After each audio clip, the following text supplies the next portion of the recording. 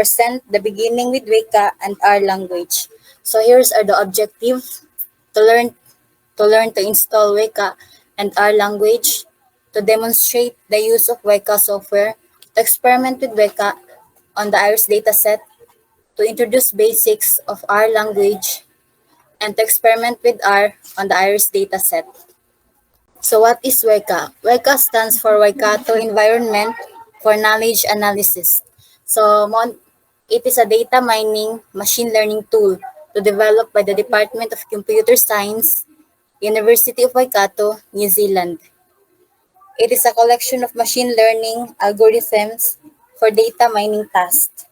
It is also an open source software issued under the General Public License. So Weka is a collection of machine learning algorithm for data mining tasks. It also includes tools for data processing, classification, regression, clustering, association rules, and visualization. So here's the image of Weka Explorer. So na I preprocess, classify, cluster, association, select attributes, and visualize. To download and install Weka, visit Weka's official website in the provided link below and download the installation files. Weka supports multiple platforms like Windows, Mac OS X, and Linux. So before downloading Weka, download and install Java VM. Understanding Fisher's Iris Flower dataset. So Ronald A. Fisher was a British statistician and biologist who introduced Iris Flower dataset in 1936 as an example of discriminant analysis. Naa na si Edgar Anderson. Balisiya ning origin of Fisher's dataset. So a long time ago, Edgar Anderson collect information about different kinds of iris flowers. He measured the length, width on the parts of the flower. We could tell which kind of iris it was by just looking at these measurements. So he made a list of all the measurements and called them attributes or input attributes, referring to the four parameters, namely sepal length, sepal width, petal length, and petal width. On the other hand, the three iris referring to iris setosa, iris virginica. So each species has 50 samples in the dataset. So kani si iris setosa, iris versicolor, and si iris virginica, kay mao na sila ang dataset.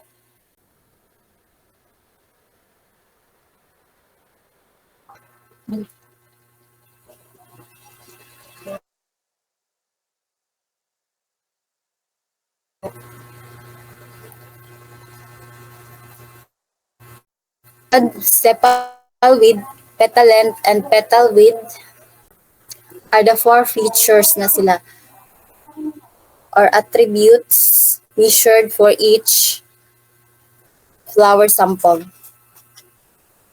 So in the left, na picture ara na sepal length, sepal width, petal length, and petal width. Di mao po na ilang mga measurement sa sample. So ang sample di kay pwede po siya matawag na instance or observation.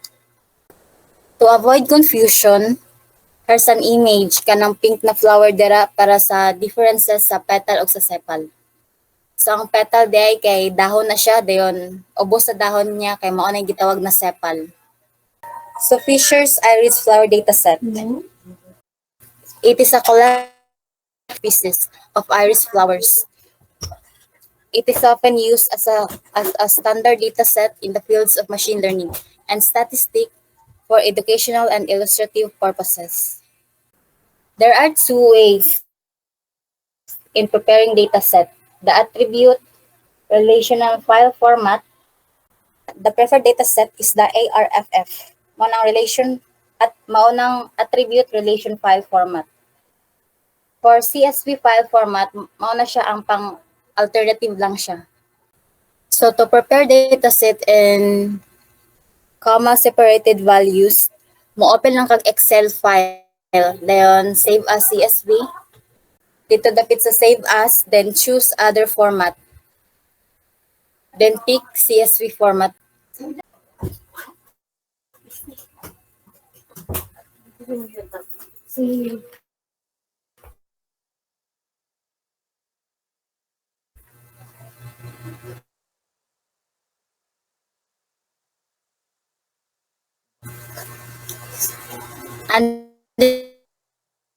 Understanding attribute relation file format. So na ay two types, ay two section. Tapos ang isa kay ang data section or data information. In the header section, it describes the attribute types. So below, kinadira ang format for relation. So at relation name, where ang pangalan sa relation must be string. If the name consists of spaces, it must be double quote. The declaration of attributes includes order sequence, the attribute statements. So, naapodra ang format sa attribute statements. Mao nang attribute name, o data type. Each attribute statements defines the name and the data type of attribute. The attribute must start with alphabetic character, and if the name consists of spaces, then it must be double quoted. Tapos ang data type said can be real, can be any types such as numeric, string, date. Numeric, mao ni siyang real or integer number. Tapos pag string, it is consists of textual format, bali mga text lang pag string. Pag sa date, naapodra ang format sa date at attribute, name, date, then the date format. So ang name there represents the attribute name. Tapos ang date format, bali how date values should be printed. Tapos kani pong nominal, part pod ni siya sa data types in Weka. So nominal values are defined by providing an nominal specification listing the possible values. So natay nominal name 1, nominal name 2, ug nominal name 3. So napod ta example na picture dira. Same aning sa attribute color. Bali naa siya kuan. Na siya red, green, blue. Tapos sa attribute napod siya gender, male ug female. So another image kay para mas masabtan.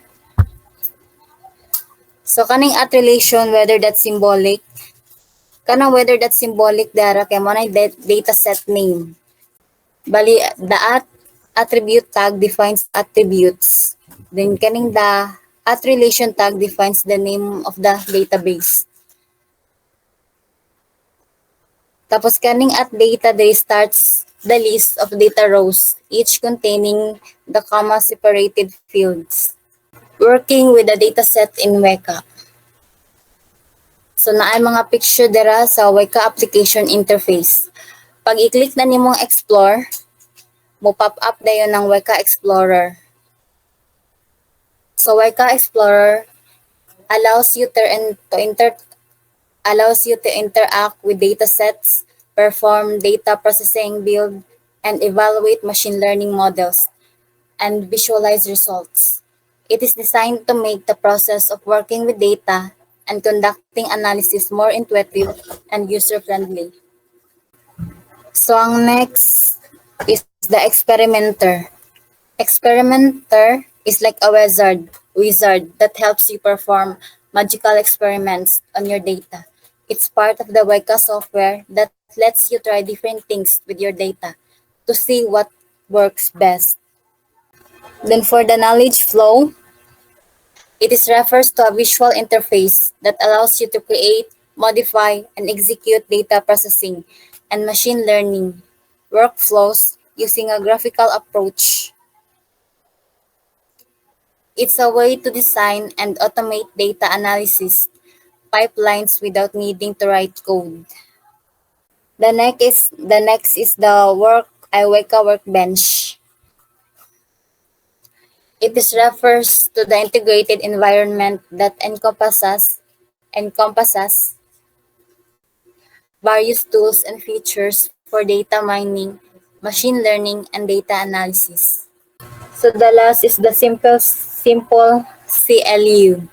It provides a simple command line interface and allows direct execution of Weka commands. It is also refers to command line interface, which is a text-based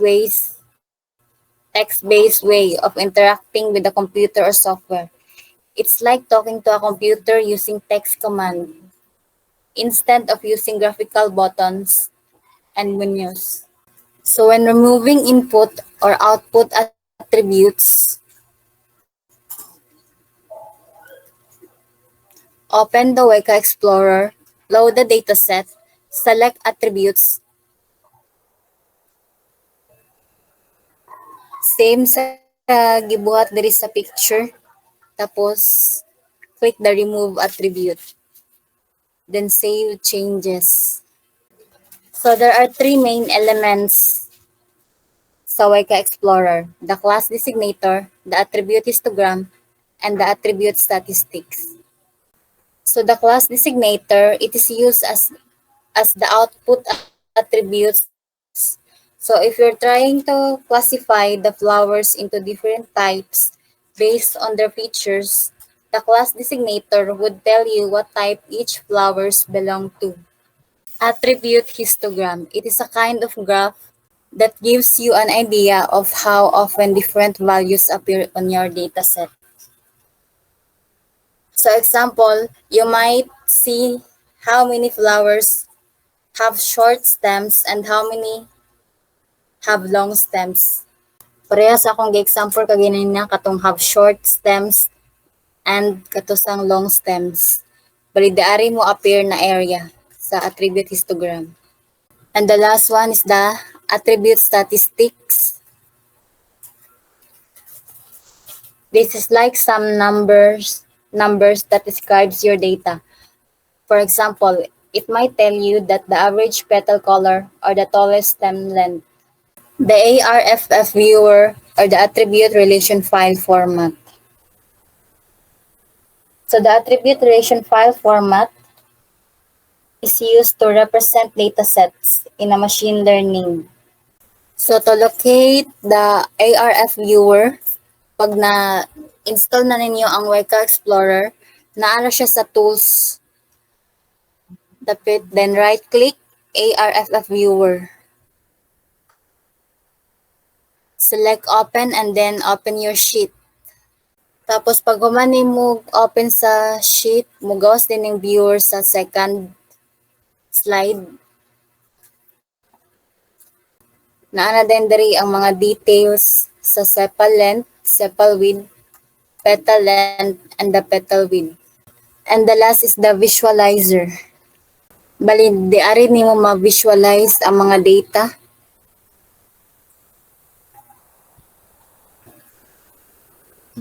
Then to locate visualizer, nara sa button na visualization, then plot kung gusto ka plot ang imong makita na data.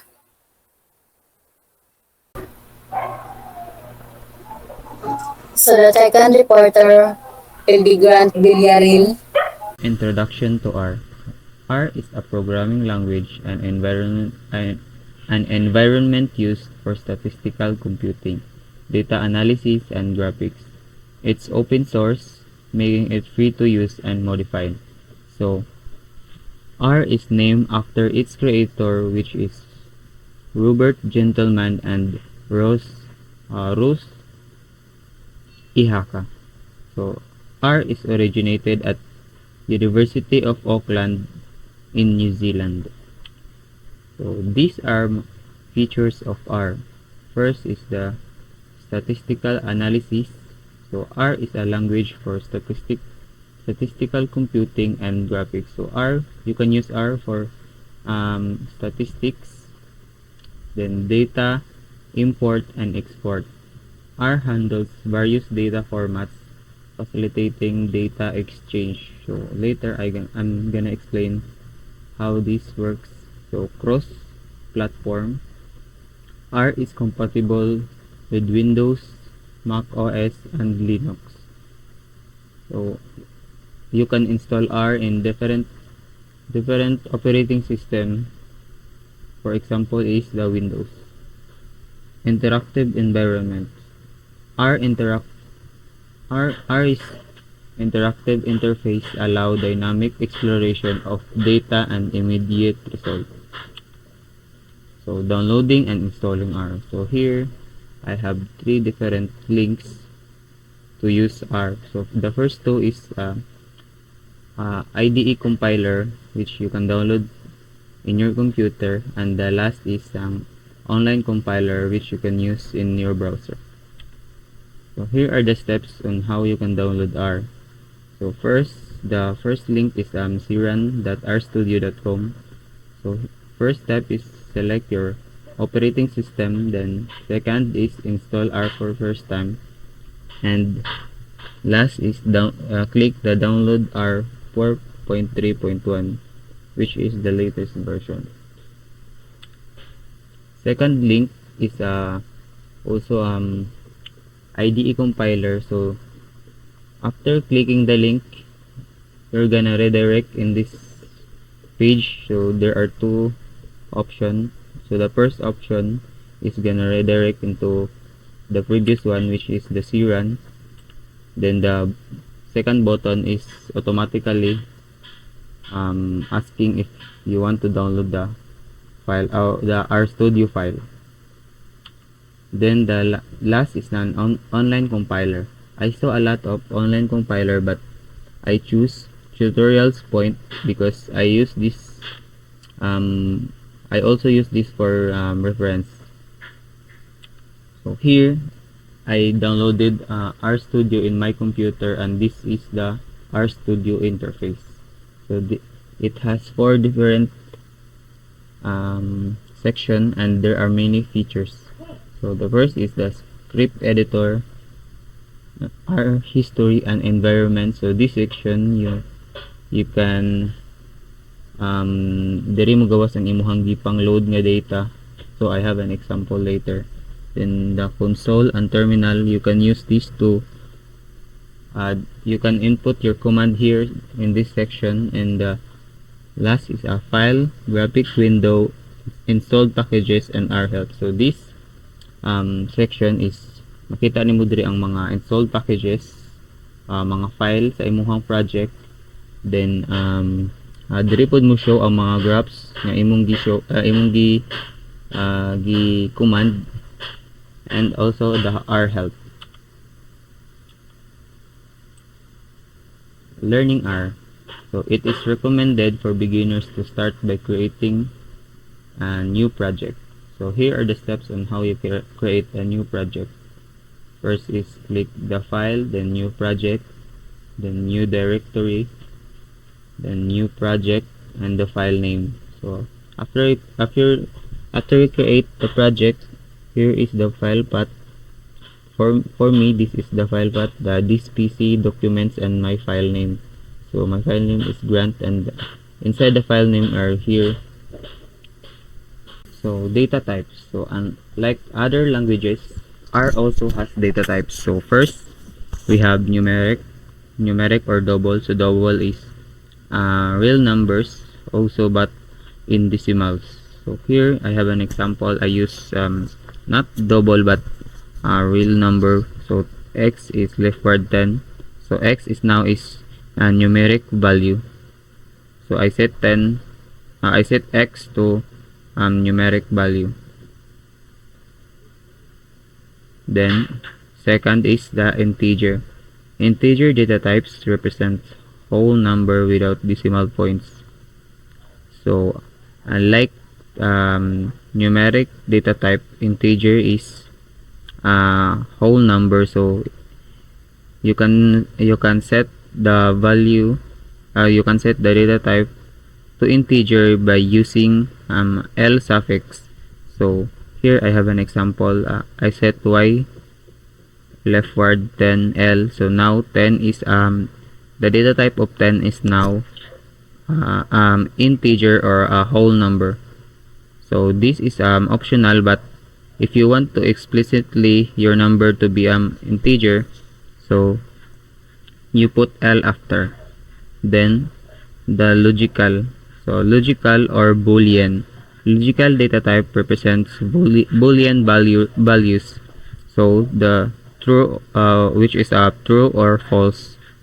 So I have an example here. I set the values to true or false. So here I have a variable is true. I set it to true. Then the s false, I set it to false. So now it represents their value. So fourth is character or string. So character data types represents text data enclosed in quotes, so with double or single. So here I have an example. So the variable is name, then leftward Alice with double quote. So now this statement representing a name. So next is complex. So complex data represents real and imaginary parts. So here I have also an example. Complex num is the variable name, then leftward 3 plus 4i. So the 3 is the real part and the 4i is the imaginary part. So if you add two complex number, so the real part can only be added in real part, and also imaginary part can only added in another imaginary part. So the real part and imaginary part can't be added together.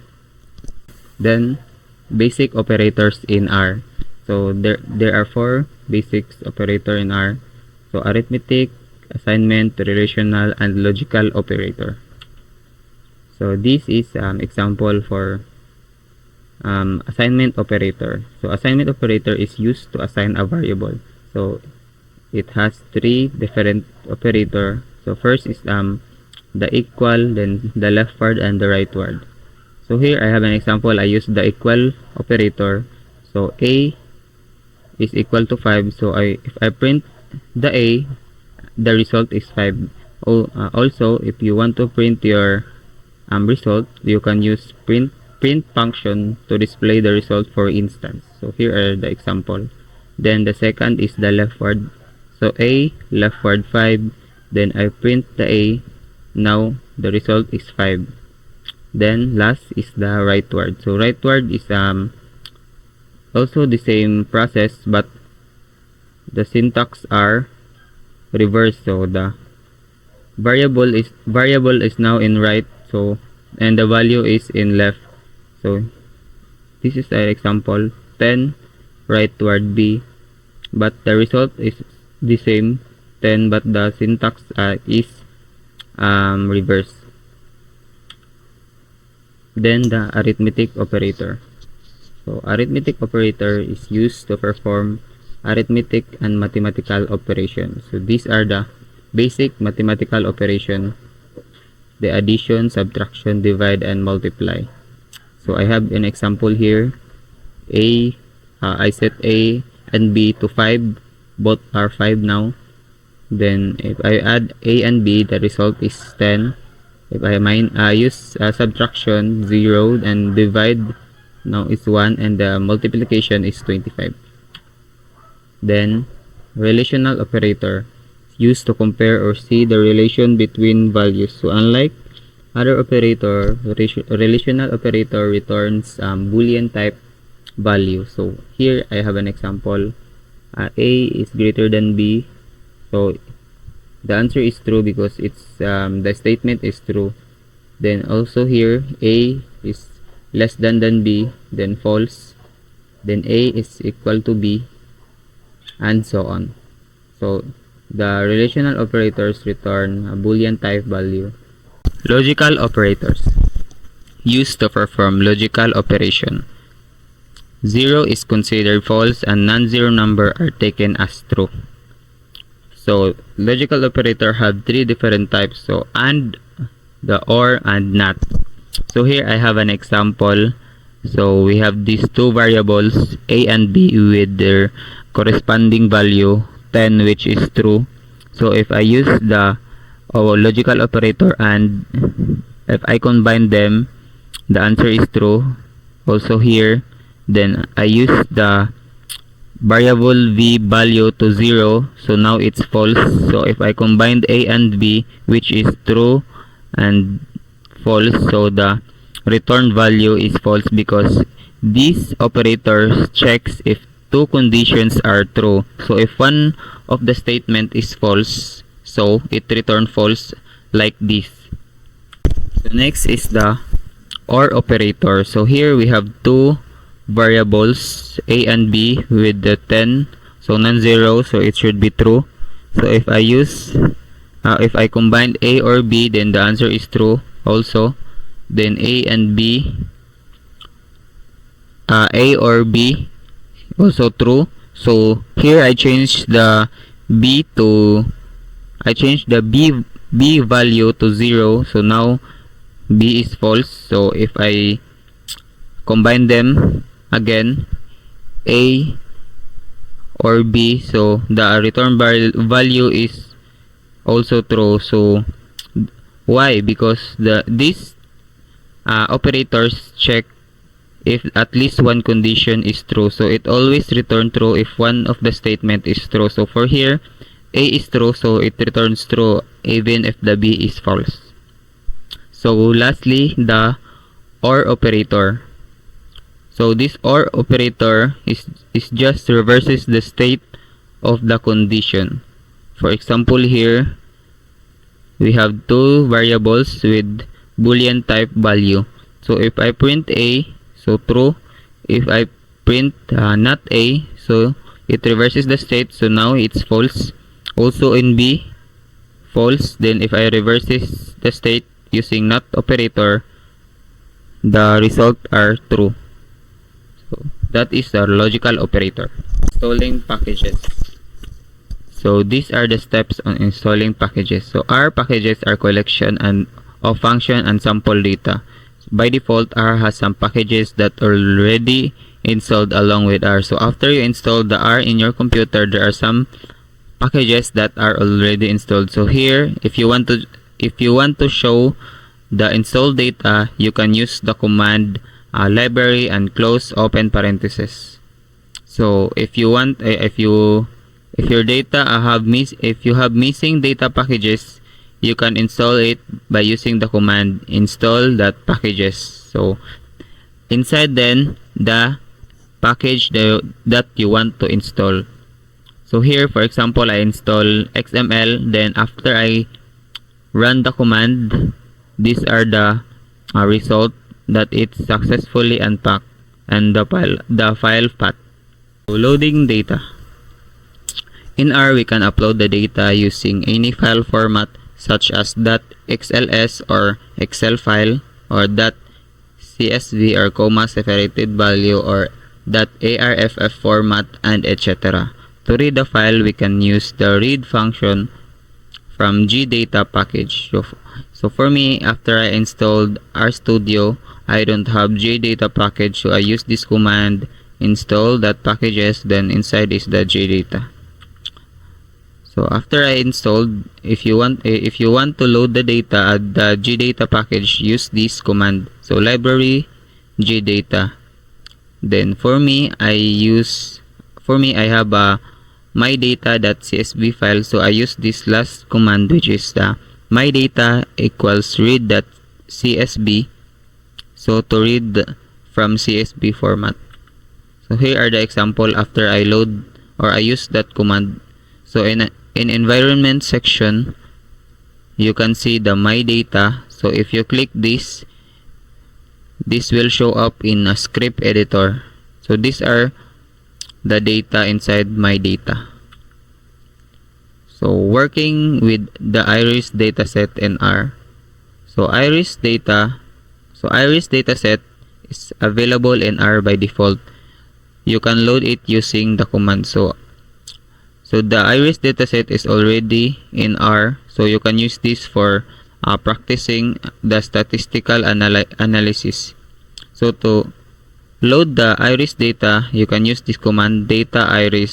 So this comments is the function of this data. So I highlight the command.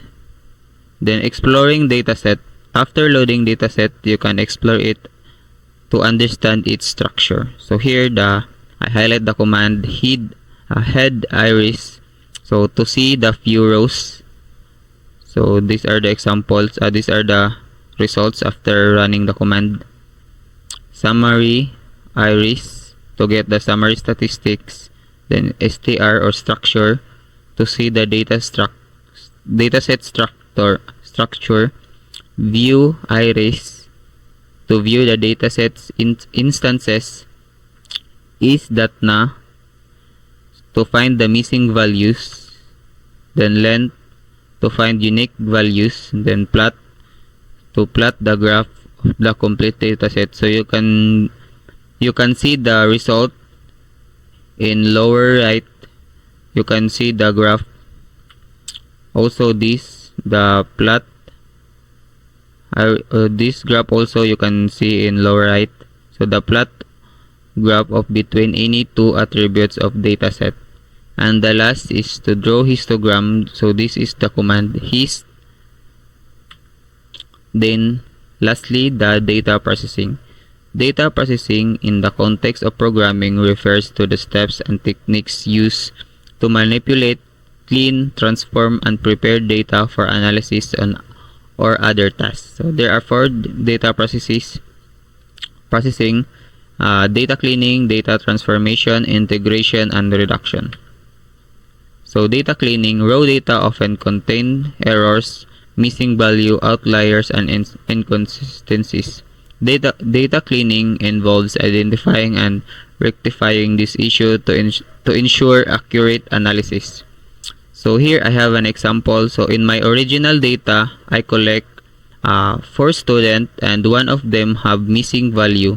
So to clean the data, I remove the one student who has missing values, and now the clean data is ensure that it's accurate. Then data integration. When dealing with multiple data sources, data integration combines data from different sources into a single coherent dataset. For example, here I have 2 datasets, but these 2 datasets have common attribute, which is a name. So just combine the 2 datasets to get this integrated data.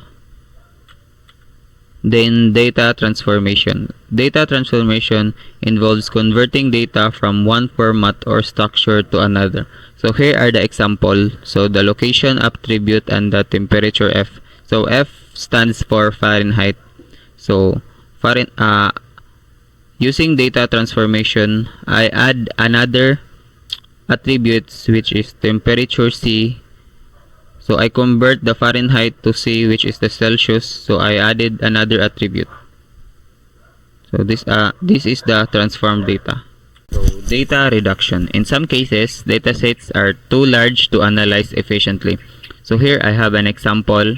For example, we have in original data we have many rows until 10,000, for example. Then using data reduction, we can just sort in category section. We can just sort 2 types. So here I choose electronics and clothing. So with this, I can just focus in this category, so it makes our analyzation efficiently.